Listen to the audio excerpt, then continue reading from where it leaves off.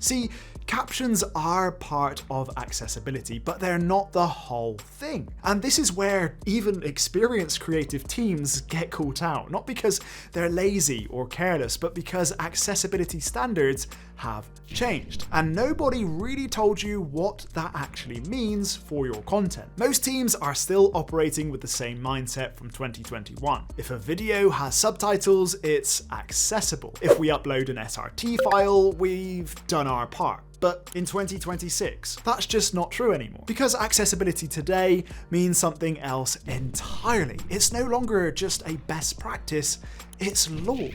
And not in a vague, you should probably do this kind of way. I'm talking about real legislation, like the European Accessibility Act, the Americans with Disabilities Act, EN 301549, and other equality and disabilities acts across the globe. And the global framework behind them all, WCAG, or the Web Content Accessibility Guidelines, which, if you create content, your organization is now expected to meet. And the truth is, if your content doesn't meet these standards, there are very real risks: legal, financial, reputational.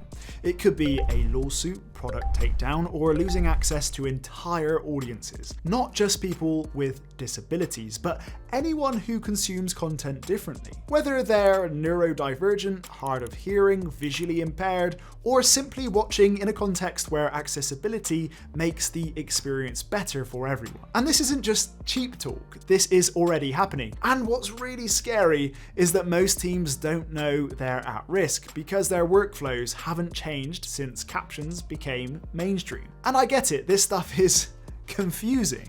The standards are detailed, the terminology is dense, the tools are fragmented.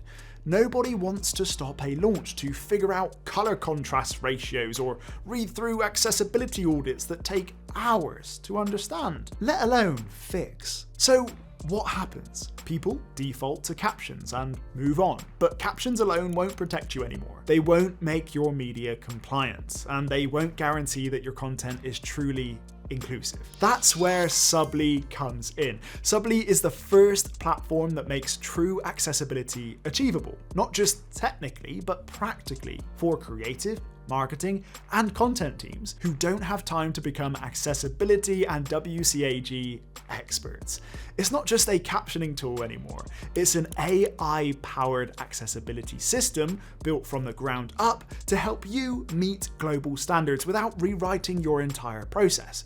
So let me show you what that actually looks like. Here's a before scenario, something we've all seen, a well-made, beautifully produced video.